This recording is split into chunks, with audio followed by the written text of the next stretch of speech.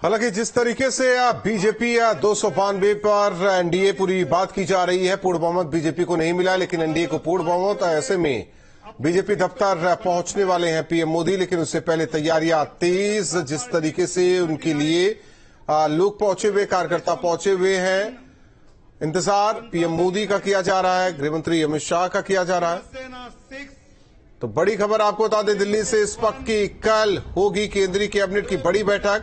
तो दिल्ली से इस वक्त की बड़ी खबर आपको बता रहे हैं, सुबह 11:30 बजे हो सकती है कैबिनेट की बैठक।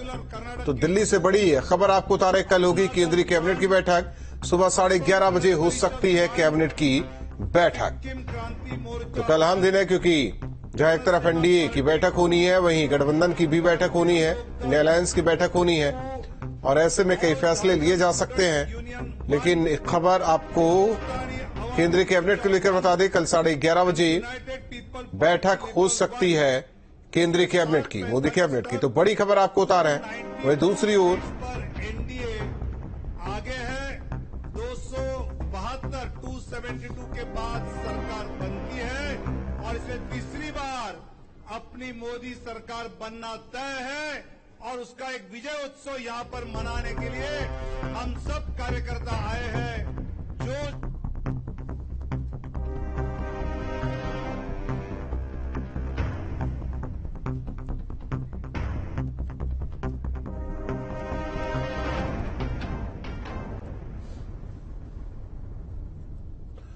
और हमारे साथ मेहमान जुड़ रहे हैं। सबसे पहले परिचय करा दे प्रियंका मौर्य जी, जो कि बीजेपी से, प्रतिभा जी और अरविंद जयतिलक जी, जो कि वरिष्ठ पत्रकार, अभिषेक वाजपेयी जी समाजवादी पार्टी से। अरविंद जयतिलक जी, उम्मीद जो बीजेपी को थी, वो उम्मीद केवल उम्मीद ही बनकर रह गई। एनडीए को तो बहुमत, लेकिन बीजेपी को नहीं।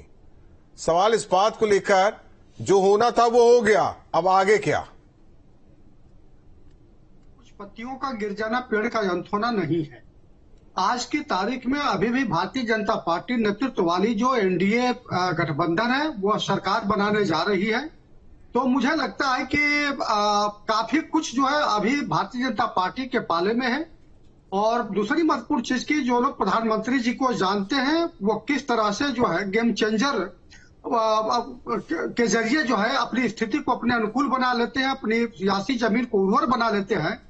इसे कोई भी अपरिचित देश में नहीं है। हाँ, देश के सबसे बड़े राज्य में जरूर डेंट लगा है, इससे इनकार नहीं किया जा सकता है। लेकिन इसके बावजूद भी यह मान बैठना कि पूरी निराशा के साथ जो है आने वाली जो है सरकार वो अपनी दूरी तय करेगी, मैं इस चीज को कतई नहीं मानता हूँ। हाँ, यह सही है कि अभी यह पहला मौका होगा जब देश के प्रधानमंत्री बगैर मेजॉरिटी, यानी जो खुद भारतीय जनता पार्टी का अपना एक बहुमत से, चाहे गुजरात की बात रही हो या दो टर्म जो सेंट्रल गवर्नमेंट की रही हो, चलाए हैं, वो स्थिति नहीं रहेगी। लेकिन इसका मतलब यह नहीं है कि उनका जो अपना एक लक्ष्य है, जैसा कि उन्होंने 2047 तक विकसित भारत की संकल्पना को पूरा करने की बात कही है, उस रोड मैप को जो है वह बर्फ खाने में डाल देंगे, मुझे नहीं लगता है। क्योंकि वो अच्छी तरह जानते हैं कि ये 5 साल जो आगे का मिला है, एक अवसर के तौर पे उसको जो है किस तरह से आने वाली भविष्य की जीत को के रोड मैप को तैयार करना है, मुझे लगता है वो उस पर काम करेंगे। और एक कोई भी जो है एक बेहतर राजनेता होता है, वो चाहे हारे चाहे थोड़ा बहुत वोट से जीते, वो किस तरह आगे की रणनीति उसके अनुकूल हो, उस दिशा में काम करता है। हाँ, एक चीज तय है कि अभी जो कठोर निर्णय जो लिए जाते रहे हैं, चाहे आपने देखा कि अग्निवीर जैसा मामला रहा, या जो ओल्ड पेंशन था उसको खत्म कर दिया गया, ये ढेर सारी चीजें मुझे लगता है कि जो बैक फायर की हैं, मुझे लगता है कि उस पर कंसीडर भी या मौजूदा जो सरकार का गठन होगा उस पर जो है काम करेंगे। क्योंकि अब मानवीय पहलू पर जो है मुझे लगता है कि ज्यादा जोर जो है प्रधानमंत्री जी देंगे। और मुझे लगता है कि जो एक सशक्त विपक्ष जो उभर करके सामने आया है, वो उनको उसके लिए बाध्य भी करेगा। तो ये कुल मिलाकर के ये एक लोकतंत्र है, जो जिसमें विपक्ष और पक्ष दोनों की एक शानदार भूमिका होती है, मुझे लगता है अब जरूर देखने को मिलेगा। जी ठीक है। प्रतिभा जी, इत्तेफाक रखती है आप अरविंद जी से, या कुछ अलग है? देखिए, ये जनादेश तो बिल्कुल जनता का जनादेश है, और ये लड़ाई जो है मोदी जी वर्सेस पूरे देश की थी और ये जनता ने जो है मोदी जी के अहंकार को चूर करने का कार्य किया है। मैं बिल्कुल सरोकार नहीं रखती, क्योंकि अभी मोदी जी को गेम चेंजर बोला गया है। वो गेम चेंजर यहाँ पे जोड़ तोड़ की राजनीति की बात कर रहे हैं, या किस तरीके से जो है अग्निवीर योजना ला करके नौजवानों के सपनों के साथ खिलवाड़ किया उसकी बात कर रहे हैं, या ओल्ड जो पेंशन थी जो कि सरकारी कर्मचारी हैं उनके बुढ़ापे का सहारा होती है उसको खत्म करके जो उन्होंने उनको नुकसान पहुंचाया है उसकी वजह से उन्हें गेम चेंजर कह रहे हैं। देखिए, आपने कई बार सुना और पूरे के पूरे चुनाव में एक नारा आपके ही चैनल में मैं एक डिबेट में बैठी थी कि अब की बार 400 पार, और हर बार आपने देखा यहाँ पे कि कभी गठबंधन की बात नहीं हुई, हमेशा बात हुई मोदी की गारंटी की। मोदी की सरकार, भाजपा की सरकार भी हमने नहीं सुना कभी मोदी जी के मुंह से या किसी भी भारतीय जनता पार्टी के नेता या मंत्री के मुंह से। तो ये मोदी की गारंटी, मोदी की सरकार, मोदी का ये, मोदी का वो, तो ये घमंड जो था नरेंद्र मोदी जी का कि वो अपनी तुलना खुद जो है गौतम बुद्ध जी से लेकर के और भगवान से करने लगे थे, ये जो आज उनका मुझे लगता है ये डाउनफॉल है, ये जो पतन की ओर वो जा रहे हैं उसका नतीजा वही है।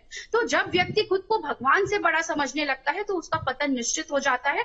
और आज ये जो परिणाम आपके सामने आए हैं ये दर्शा रहे हैं कि जनता सब समझती है और जनता अब भारतीय जनता पार्टी या नरेंद्र मोदी जी के किसी भी बहकावे में आने वाली नहीं है। ठीक है, जनता ने आपको प्रतिभा जी एक बड़ी खबर दर्शकों को बता दें। बीजेपी अध्यक्ष जेपी नड्डा का ट्वीट, ओडिशा की जनता का आभार जताया है उन्होंने। लिखा, बीजेपी को विश्वास सौंपने के लिए हार्दिक आभार, शानदार जनादेश पीएम के दूरदर्शी नेतृत्व को दर्शाता है। तो ओडिशा की जनता का आभार उन्होंने जताया है। लिखा, बीजेपी को विश्वास सौंपने के लिए हार्दिक आभार, शानदार जनादेश पीएम के दूरदर्शी नेतृत्व को दर्शाता है। प्रतिभा जी अपनी बात पूरी कीजिए।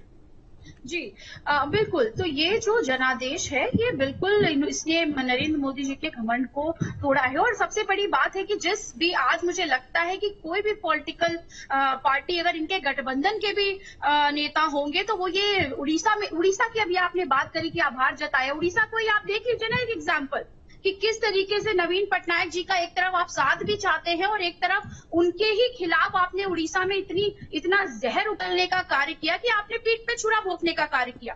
तो ये नरेंद्र मोदी जी की जो ये घृणा की राजनीति है, बंटवारे की राजनीति है और देश के युवाओं को, किसानों को, तस्वीरें दिखा रहे हैं बीजेपी ऑफिस की तस्वीरें। देखिए प्रतिभा जी, ये तस्वीर बीजेपी ऑफिस की जहां पीएम मोदी पहुंच चुके हैं। उनके साथ हालांकि गृह मंत्री अमित शाह मौजूद हैं, रक्षा मंत्री मौजूद। हालांकि दोनों ने आज चुनाव भी जीता, लखनऊ से रक्षा मंत्री ने चुनाव जीता, लेकिन जो आंकड़ा था वो बहुत कम रहा। प्रियंका मौर्य जी, एक विपक्ष